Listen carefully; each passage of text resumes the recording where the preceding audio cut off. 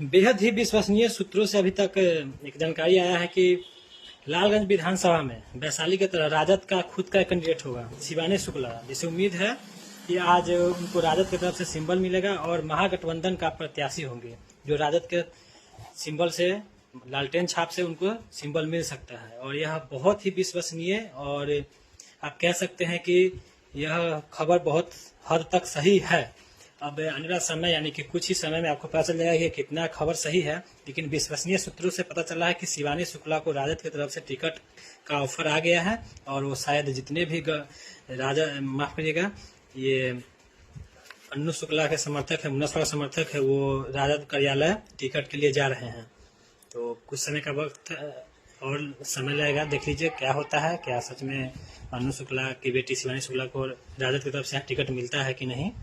तो फिर मिलते हैं थोड़ी देर में, क्योंकि आज तो लास्ट दिन है नामांकन का।